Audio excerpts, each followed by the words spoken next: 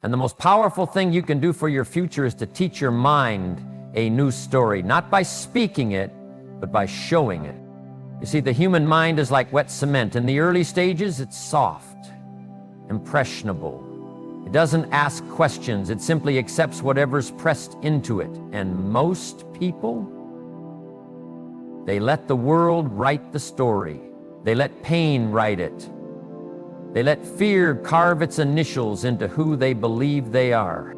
But there comes a moment, if you're serious, where you decide, no more. No more letting the world tell me what I'm worth. No more waiting for external proof to act like someone who matters. No more shrinking. Why? Because your mind has been watching you, and it believes what it sees. If every time life gets hard you break down and call yourself weak, guess what? Your mind will believe it. If every time something doesn't go your way you retreat into excuses, your mind will assume that's who you are. But here's the gift. It also works in reverse. If you rise early, even when you're tired, your mind notices. If you walk with your shoulders back, even when you're scared, your mind notices. If you speak up, take action, and dare to show up like someone who belongs, your mind starts rewriting the story. And that story shapes everything. Because you don't rise to your goals, you fall to your identity. You act out what you believe, and if you want to change your results, you don't start with the results. You start with the signal. Every movement you make, every decision you commit to, it's a signal. You're telling your mind, this is who we are now. And your brain, like a faithful servant, gets to work building evidence to support that belief. Let me ask you something. When's the last time you walked into a room like you had value to give, not something to prove? When's the last time you made a decision based on your future potential instead of your current pain? Because that's where the shift begins. And let me be clear, this has nothing to do with being fake. You're not pretending to be someone else, you're practicing the person you were born to be. Big difference. Faking it is wearing a mask. Practicing it is stepping into your blueprint before the rest of the world sees it, because guess what? You've got layers of greatness inside you right now, untapped, unnoticed, and just waiting for permission to show up. But your mind will never unlock those layers until it believes you're serious. And it only believes one thing, behavior. Talk is cheap, hype fades. But behavior, that's a message your brain can't ignore. When you move with purpose, even if your hands are shaking, your mind starts saying, okay, maybe we are capable. When you hold your standards, even when it costs you, your mind whispers, maybe we are worth it. When you show discipline in the small things, like keeping promises to yourself, your mind says, we can trust us now. That trust becomes confidence. That confidence becomes consistency. And consistency, that becomes character. You don't have to wait to feel powerful to act powerfully. You act powerful first, and the feeling follows. That's how it works. That's how winners are made. They don't start with results, they start with rituals. They wake up like someone with vision. They carry themselves like someone with value. And most importantly, they show their mind a future it can believe in. Because when your mind believes you are someone of worth, you stop negotiating with fear. You stop asking for permission. You stop living down to the labels you were given, and you start rising into the identity you've chosen. And that's the key. You choose. Not your past. It's not your pain. Not the people who underestimated you. You choose to show up as someone ready. Not because life already looks the way you want it to, but because you understand something most people never learn. Your life starts changing the moment your mind believes you've already begun. One of the biggest mistakes people make when chasing a better life is waiting for the right moment to begin. They think they'll start working like a champion once they have proof that their dream is possible. They say things like, once I get that promotion, I'll show them what I can do. Or when life slows down, then I'll get serious about my goals. But that thinking traps you in a loop. Because momentum doesn't show up after success, it creates success. Winners know this. They don't wait for the stage, the spotlight, or the applause. They get to work in silence. They create motion when no one's clapping. They understand that the beginning is supposed to feel uncertain, it's supposed to feel awkward, and it's supposed to be thankless. That's the cost of entry. There's a dangerous illusion that says confidence comes first, that you need to feel motivated before you take action. That's not how it works in the real world. In the real world, motion breeds motivation. Taking that first small step, even if it's clumsy and quiet, builds energy, and that energy snowballs into belief. You don't wake up one day with full conviction in your dream. You build it one disciplined act at a time. Every early morning, every extra hour, every uncomfortable decision, it stacks up. And those stacks become momentum. Not just physical momentum, but mental momentum. You start to look at yourself differently. You stop saying maybe one day and start saying, why not today? That's the mindset that separates people who make it from people who keep starting over. Winners don't wait until they feel qualified. They begin when they're still messy, still learning, still doubting, but moving anyway, because deep down they know one thing. Life doesn't reward potential. It rewards preparation. And preparation doesn't happen when everything is perfect. It happens when you're willing to begin before you feel ready. That's how you build the edge. That's how you separate yourself from the 99% who are still stuck in neutral. There's always a reason to delay. The timing's off, you're still figuring things out, you don't have the right equipment, or you're waiting for someone to help you. But the truth is, if you won't start where you are with what you have, you won't start when you have more. Because it's not about your environment, it's about your decision. Some of the most successful people in the world started with less than you, less money, less support, less clarity. But what they had was the ability to create internal momentum. They gave themselves permission to move.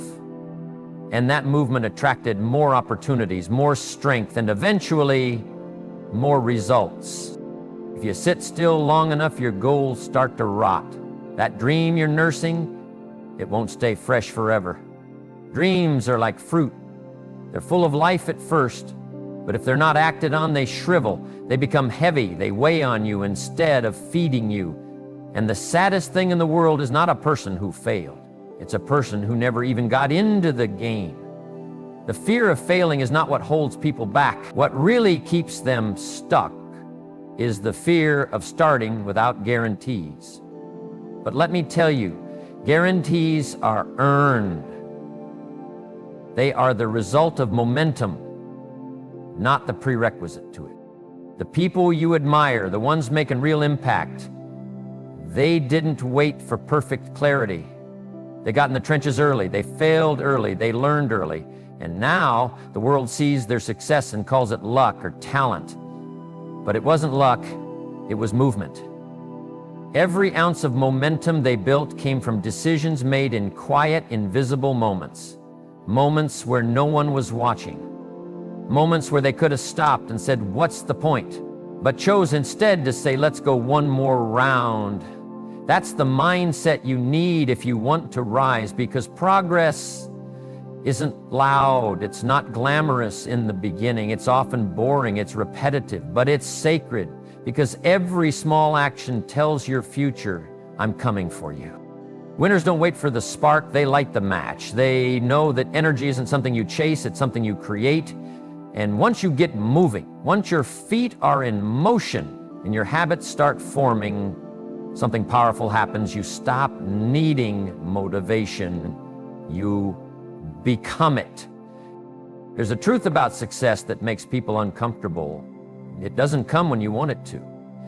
It comes when you've already become the kind of person who can handle it. And the way you become that person is through habits, not hype, not inspiration, not good intentions, but daily disciplines that seem invisible at first. See, the mistake most people make is believing that results create habits. They say, once I get fit, I'll start living healthier. Once I'm successful, I'll start acting like a professional. But they've got it backward. The reality is, your habits must show up before the results ever will. Because it's your habits that send the signal that you're ready. Think of it this way, your life doesn't respond to what you want, it responds to what you consistently do. If you build the habits of a winner before you feel like one, the results eventually catch up. But if you wait for success to motivate your habits, you'll always be chasing it, just out of reach. What you do every single day speaks louder than any goal you've written on a vision board. You can dream big, and you should, but your dream is only as strong as the habits you build to carry it. Waking up early, staying disciplined with your time, eating with purpose, showing up prepared, learning when no one's requiring it. These aren't glamorous things, but they're the foundation of every success story you admire. Winners repeat small acts of discipline until excellence becomes their default. They don't wait for results to show them who they are. They let their habits become the proof, and that's what most people miss. They think the finish line gives them permission to start acting serious, but the truth is the opposite. It's the seriousness that gives them access to the finish line. Your future isn't waiting for a miracle, it's waiting for a routine. Because if your habits don't match your goals don't stand a chance. Consistency beats intensity every time. It's not what you do once that matters, it's what you do every day, especially when no one's watching. Especially when the payoff is still invisible. Especially when it would be easier to take a shortcut. That's where winners are forged. In the repetition, in the boredom, in the discipline of doing what needs to be done even when the results haven't arrived yet.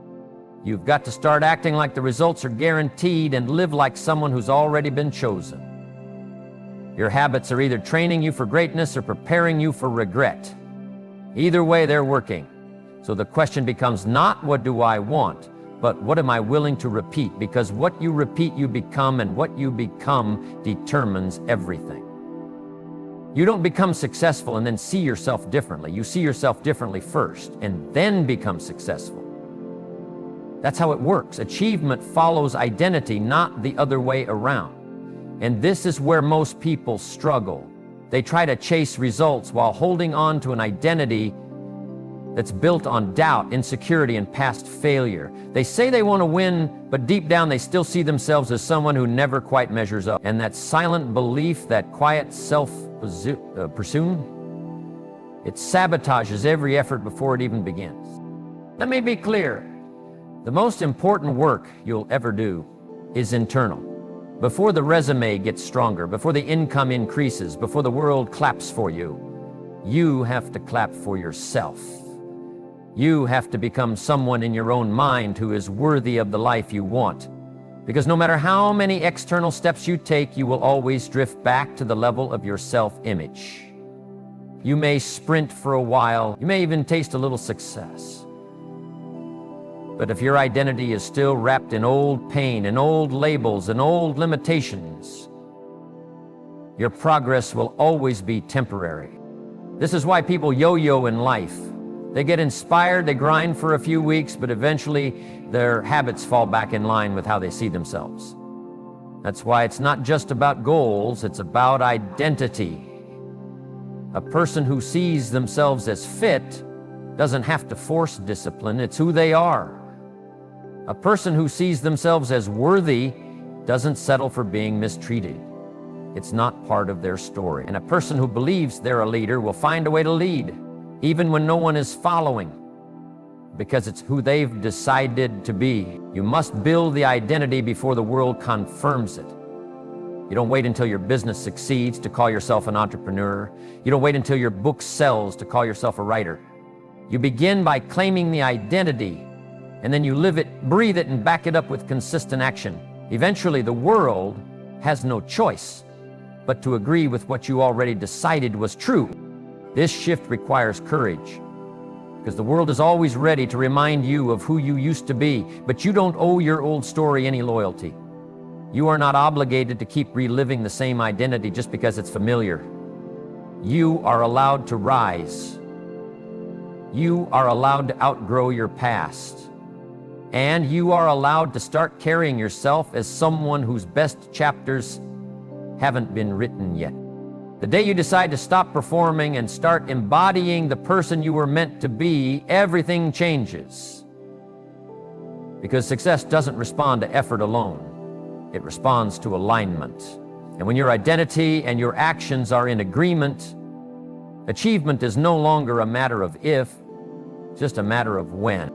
One of the most overlooked reasons people stay stuck is not a lack of talent, intelligence, or opportunity. It's resistance at the subconscious level. You can hustle all day long, read every self-help book on the shelf, and show up with a smile on your face. But if deep down you don't believe you deserve the reward, you'll find a way to push it away. You'll sabotage your own progress without even realizing it. Why? Because we will never rise above the story we've accepted about ourselves. You can't outperform what your subconscious rejects. If your inner dialogue still tells you, I'm not good enough, I always mess things up, or I'm not like them, then guess what? Even when good things come your way, you'll find a way to disqualify yourself. You'll shrink, you'll procrastinate, you'll second guess your own success, not because you're incapable, but because you haven't accepted the identity that matches what you're chasing. And that internal mismatch creates resistance so powerful, it'll undo the very progress you're trying to make. Most people aren't fighting the world, they're fighting their own reflection. They want abundance, but they've been trained by scarcity. They want love, but they've been conditioned by rejection. They want freedom, but they've only ever known survival. So when the opportunity finally shows up, it feels uncomfortable, unsafe, almost threatening. And instead of stepping forward, they pull back, not because they don't want it, but because their nervous system still thinks it's not safe to have it. This is why real transformation isn't just about working harder. It's about healing deeper. It's about asking yourself, what part of me still feels unworthy of the life I say I want? Until you answer that, no amount of strategy or productivity will save you. Because your subconscious is always in the driver's seat, it will pull the emergency brake every time your success threatens to outgrow your self-image. You'll find yourself making promises you don't keep, setting goals you don't pursue, or creating momentum that mysteriously dies off because a part of you still feels like it doesn't belong in that next chapter. You don't need more hustle, you need more alignment. You need to give yourself permission not just to work toward the goal, but to receive what comes with it. The praise, the peace, the love, the visibility, the freedom. You need to rewrite the story at the core of your identity, or you'll always be the one holding yourself back, not because you're broken, but because somewhere along the line you started believing a lie, that success was for other people. But the truth is, nothing will stay in your life unless you believe you're worthy of it. So if you're tired of starting over, tired of stopping short, tired of circling the same mountain year after year, it's time to stop treating the surface and go to the source. Because until your subconscious says yes, your results will keep saying not yet. Long before anyone hears your voice, reads your resume, or shakes your hand, they feel your energy, they feel how you walk into a room, they sense the way you carry yourself. And that one detail, that seemingly small behavior, speaks louder than any speech you could ever give. Because how you carry yourself tells the world and yourself what you believe you deserve. Winners walk with a quiet certainty. Not arrogance, not noise, but a still strength. A posture that says, I belong here even if I had to crawl through hell to get here. And that posture has nothing to do with what you're wearing or what's in your bank account. It has everything to do with the belief you hold internally about your worth, your potential, your readiness. You cannot hide that. You may think you can fake confidence, but people can spot a counterfeit. They may not know what is off, but they'll feel something is. And here's the powerful truth. You get to choose how you carry yourself. You don't need anyone's permission. You don't need a title or validation.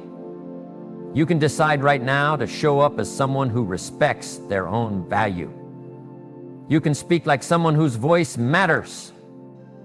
You can look people in the eye like someone who doesn't apologize for taking up space. And when you do that, When you carry yourself with quiet dignity, the world starts to respond differently. Doors open, people listen, opportunities that once passed you by begin to lean in, not because you changed on the outside, but because you changed your signal. If you carry yourself like an afterthought, people will treat you like one. If you walk into rooms like you're lucky just to be there, you'll attract people who see you the same way. But if you walk in knowing your presence has weight, not because of ego, but because of earned self-respect, the entire dynamic shifts. You stop seeking approval. You stop begging to be seen. You become someone who chooses where they invest their time, energy, and voice. This isn't about faking anything. It's about finally showing up as who you really are, without shrinking, without second-guessing, without disguising your brilliance to make others comfortable. The way you sit, the way you speak, the way you shake hands or stand tall, it becomes a mirror reflecting your internal world, and if that world is still clouded by doubt or insecurity, the reflection will reveal it. But if that world is anchored in quiet confidence, self-awareness, and unshakable worth, then everything about your presence becomes a magnet, not a performance, a presence. So ask yourself, not just what you want, but how you're carrying the version of you who already has it. Because long before your results arrive, your posture tells the story. And the world is always watching, always listening, not to your words, but to your energy. And your energy never lies. Confidence is not something you wait for. It's not something you get handed when you've finally made it. It's not a gift someone else can give you through compliments or applause. It's something you earn quietly, consistently, and often painfully through repetition, through doing the thing you said you would do over and over again, even when no one's watching, even when you're not sure it's working, even when your hands are shaking. It's where confidence is born, in the doing, not in the dreaming. See, a lot of people are waiting for confidence before they start. They think, once I feel ready, I'll go all in. But that's not how it works. Confidence isn't a prerequisite, it's a result. You have to show up scared. You have to take the risk while your voice still trembles. You have to put in the reps when your legs feel weak and your future looks foggy. Because every time you do that, every time you act in spite of doubt, you're making deposits into your confidence account. And eventually those deposits add up to something unshakable. The problem is, we've been trained to chase praise. We've been conditioned to believe that our confidence should come from being recognized or validated. But that kind of confidence is fragile. It's temporary. It crumbles the moment people stop clapping. Real confidence, the kind that lasts, doesn't come from being celebrated. It comes from being consistent. It comes from doing the work when no one's cheering. It comes from facing hard things and realizing you didn't break. Every time you repeat something, a workout, a sales call, a speech, a conversation you were afraid to have, you build trust with yourself. And self-trust is the foundation of confidence. It's what allows you to walk into a room without needing anyone to approve of you. It's what helps you take risks others won't, because you're not relying on external permission anymore. You've already earned your own result. And let me tell you, repetition is not glamorous. It's not exciting. It's often boring, frustrating, and filled with doubt. But it's in those quiet moments, those unremarkable days, that your future is being forged. Every rep you put in is a vote for the person you're becoming. And over time, those votes add up to a new identity. A stronger identity, one that doesn't flinch under pressure, one that doesn't crumble when it's criticized, one that walks into challenges not hoping to win but expecting to. So if you're waiting for praise, for permission, for some magical moment when confidence suddenly shows up, you're going to wait forever. But if you're willing to show up scared, to do it anyway, to build momentum through repetition, then confidence will become the natural byproduct of your discipline. Not because someone told you you're enough, but because you've proven it to yourself. One action, one decision, one rep at a time. You don't become a winner when the world claps for you. You become a winner when you decide to start clapping for yourself. when you choose to act, think, walk, speak, and show up like someone who already belongs where you're going. Because life doesn't respond to wishful thinking, it responds to your level of ownership. You've heard the truth. The habits you build today, the identity you choose to live out, the way you carry yourself in silence, it all sets the stage long before the spotlight ever finds you. Your preparation is casting the real vote. And if you wait for the results before you act like you deserve them, you'll always be chasing. You'll always be stuck on the outside of the life you were born to lead. But if you act like a winner before you are one, if you walk like it, think like it, carry yourself like it, the world starts to take notice. Not because you demanded attention, but because you embodied excellence. And excellence doesn't need to shout. It simply shows up every day, whether the rewards are visible or not. So stop waiting for the perfect moment. Stop waiting to feel ready. Stop waiting to be discovered, rescued, or crowned. Start now. Start walking like the doors have already opened. Start showing up like the opportunity is already yours, because when your identity, your habits, and your energy align, the world doesn't just respond, it adjusts. You were never meant to crawl toward your future. You were meant to walk boldly into it. So act like a winner before you are one. And one day the world will look at you and say, they were always meant to win.